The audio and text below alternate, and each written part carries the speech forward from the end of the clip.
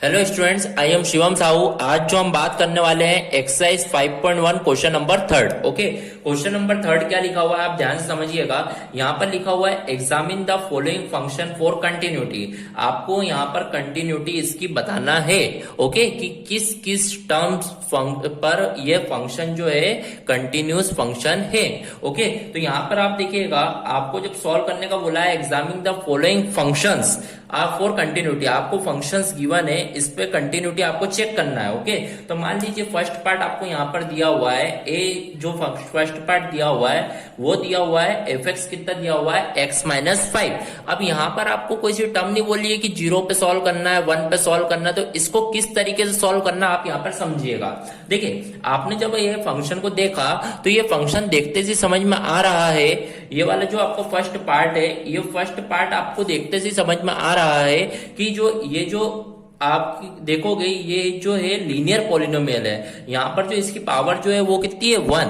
तो यहाँ पर ये जो फंक्शन है आपका क्या है, it is a polynomial function. It is a polynomial function. क्या है आपका, ये पोलिनोमियल फंक्शन है। अब यदि ये पोलिनोमियल फंक्शन है so it is continuous eight और रियल नंबर। तो यहां पर जो आएगा क्या आएगा, so it is continuous, so it is continuous at all real number। तो यहां पर ये कंटिन्यूस होगा एट ऑल रियल नंबर के लिए। Okay, so here our first part is complete. अब अपन बढ़ते हैं अपने सेकंड पार्ट की ओर। सेकंड पार्ट आपका लिखा हुआ है f x equal to 1/x-5। Okay, तो आप यहां पर देखेंगे, यहां पर इसको किस तरीके से आप कंटिन्यूस बताएंगे। ओके, तो यहां पर आप समझिएगा, इसको देखते से कैसे बोलेंगे यहां पर कि ऐसे ये कंटिन्यूटी होगा। तो देखो, दिस फंक्शन इज कंटिन्यूस। आप क्या बोलेंगे, this function is continuous at all real number except x is equal to 5।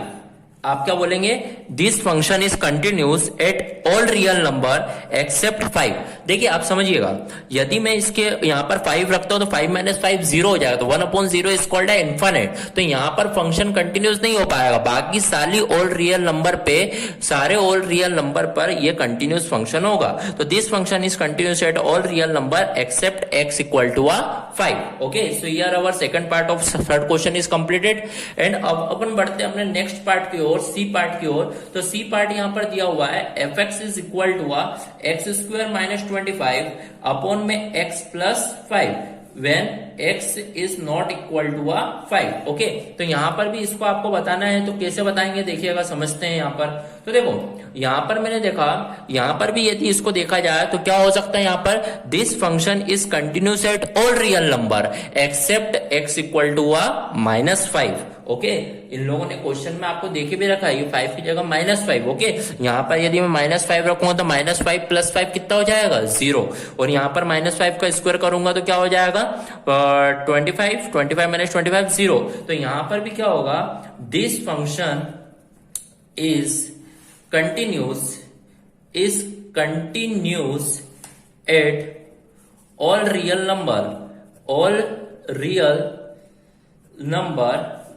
Accept x is equal to -5। क्या होगा, this function is continuous at all real number except x equal to -5। Okay, तो यहां पर इस तरीके से अपना third part भी कंप्लीट हुआ। अब अपन बढ़ते हैं अपने फोर्थ पार्ट की ओर। फोर्थ पार्ट जो लिखा हुआ है फंक्शन जो है आपका, वो क्या है, क्या गिवन है आपको, फोर्थ पार्ट देख लीजिए, मॉडुलस ऑफ x-5। तो यहां पर आप देखोगे जो आपको क्वेश्चन गिवन है वो गिवन है मॉडुलस ऑफ x-5। तो इसको भी आपको क्या बताना है, कंटिन्यूटी इस पे चेक करना है। तो यहां पर इस फंक्शन को मैं देखते ही समझा, this is a modulus function. Okay, तो यहां पर जब मैं इसको लिखूंगा तो यहां पर लिख देते हैं this is a modulus function. ये जो फंक्शन देखते से समझ में आया कि ये कौन सा फंक्शन है, modulus function. So modulus function is always continuous. So modulus function is always continuous function. Okay, concept समझ में आया?